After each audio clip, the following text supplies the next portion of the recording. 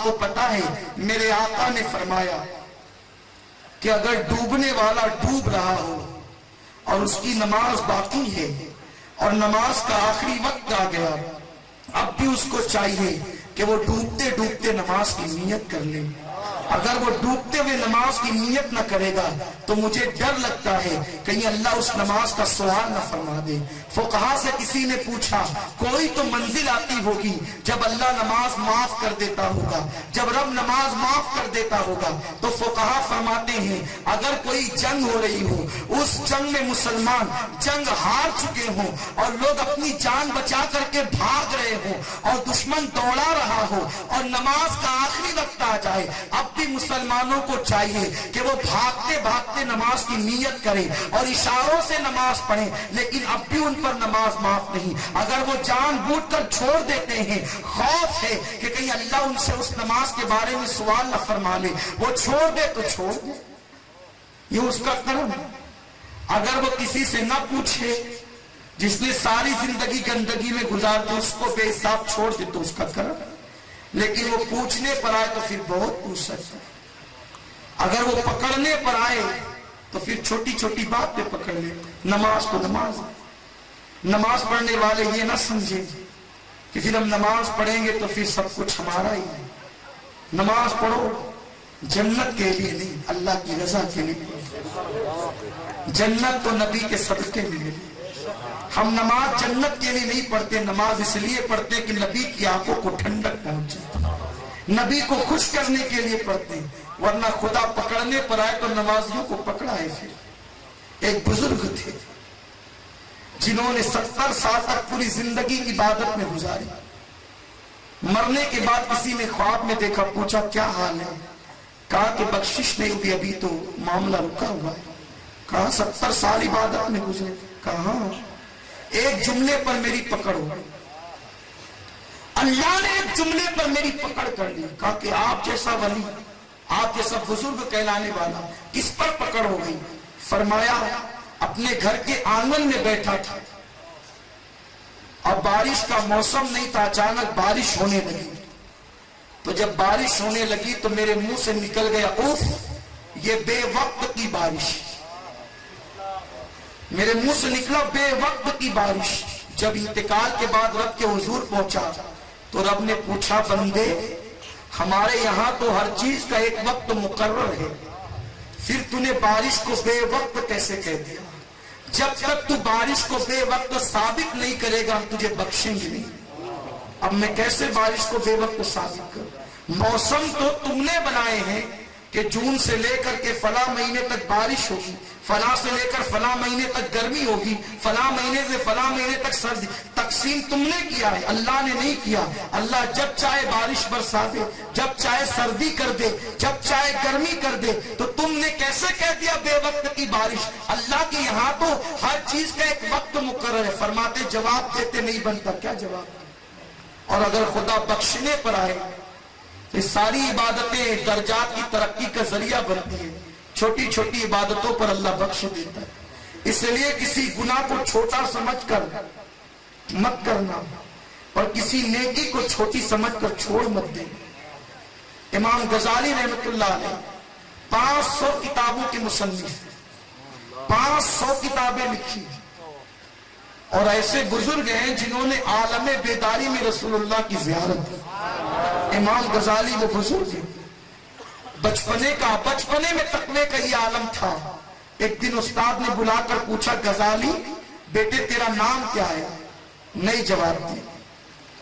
پھر پوچھا غزالی تیرا نام کیا ہے؟ نہیں جواب دیا۔ کہا غزالی تیرا نام کیا ہے؟ اگر میں کتاب کا سوال پوچھتا تو ممکن ہے تجھے یاد نہیں تھا، نہیں بتاتا، نام بھی بھول گیا تو؟ ڈنڈا اٹھایا، خوب مارا، اٹھ کر کے گئے، وضو کر کے آئے، کہا استاد میرا نام محمد ہے، میرے باپ کا نام بھی محمد ہے، میرے دادا کا نام بھی محمد ہے۔ استاد نے کہا بیٹے پہلے بتا دیتا تو مار سے بچ جاتا۔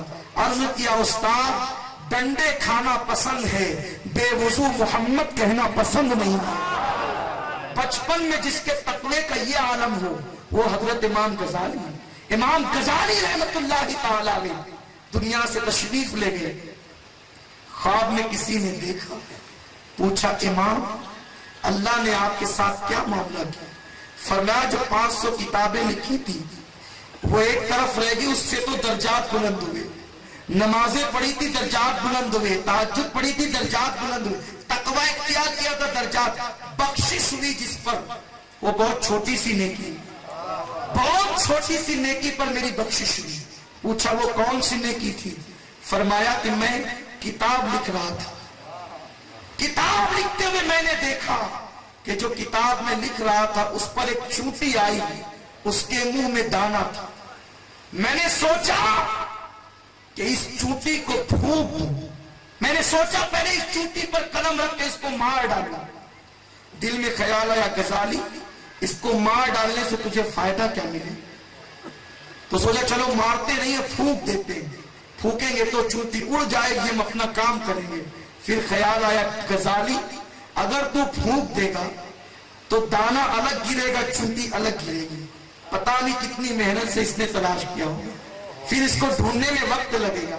امام غزالی کہتے ہیں بس میں نے قلم رکھ دیا اور انتظار کرنے لگا. چونٹی گزرتی رہی, گزرتی رہی, گزرتی رہی, گزرتی رہی, گزر گئی. میں نے کام شروع کیا. جب مجھے موت آئی اللہ کی بارگاہ میں پہنچا تو رب نے فرمایا غزالی تو طاقتور تھا اور میری مخلوق کمزور تھی, تو نے اپنی طاقت کے سامنے میری کمزور مخلوق کو بخش دیا. میرے سامنے تو کمزور ہے, میں طاقتور ہوں. جب تو نے میری کمزور مخلوق پہ رحم کر کے اس کو بخش دیا, اس کے صدقے میں تجھ پہ رحم کر کے میں نے تجھے بخش دیا. اللہ نے چونٹی پر رحم کرنے کے صدقے میں مجھے بخش دیا. اے نمازیوں, نماز پڑھ کر بھائی سے بات بند کرنے والوں, نماز پڑھ کر بیوی پر ڈنڈے برسانے والوں, نماز پڑھ کر حلال و حرام میں تمیز نہ کرنے والوں, آقا فرماتے ہیں جس نے 3 دن سے زیادہ اپنے بھائی سے بات بند کر دی نہ اللہ اس کی نماز قبول کرتا ہے نہ اس کی دعا قبول کرتا ہے. صرف نماز ہی پر ناز مت کرنا. سوچو اگر غزالی جیسے ولی کو چوٹی پر رحم کرنے کی بنیاد پہ بخشا جا سکتا ہے تو تمہارے دلوں سے رحم کہاں چلا گیا؟ آج ایک دوسرے کا گریبان پکڑ کر لڑنے کے چکر میں ہو, پڑوسی کو دکھ دیتے ہو, ایک دوسرے کو تکلیف پہنچاتے ہو, ایک دوسرے سے محبت کا برتاؤ نہیں کرتے. میرے پیارے آقا علیہ السلام کے پیارے دیوانوں, اگر تم نے نماز ہی کو سب کچھ سمجھ کر سب چیزوں کو چھوڑ دیا تو یہ تمہاری خام خیالی ہے. نماز پڑھو لیکن مکمل نظام عبادت کے ساتھ پڑھو. اسلام مکمل نظام ہے, اسلام مکمل دین ہے. ان ساری چیزوں کو ملحوظ رکھ کے نماز پڑھو گے تو نماز ہوگی. ایسا نہیں کہ مسجد میں سجدے ہو رہے ہیں اور ماں گھر میں رو رہی ہے. آقا فرماتے ہیں جو ماں کا نافرمان ہے, باپ کا نافرمان ہے, اللہ اس کی نمازیں اس کے منہ پہ مار دیتا ہے. آقا فرماتے ہیں کہ جو اپنی نماز میں اپنے ماں باپ کے لیے مغفرت کی دعا نہیں کرتا اس کی نماز ادھوری رہتی ہے, نامکمل رہتی ہے. اس لیے کچھ لوگ ایسے بھی ہیں جو صرف نماز نماز کا نعرہ لگاتے ہیں اور نبی کو بھول جاتے ہیں. ارے ماں ناراض ہو تو نماز قبول نہیں ہوتی, نبی ناراض ہو تو نماز کیسے قبول ہو سکتی ہے؟ ماں ناراض ہو تو نماز قبول نہیں ہوتی.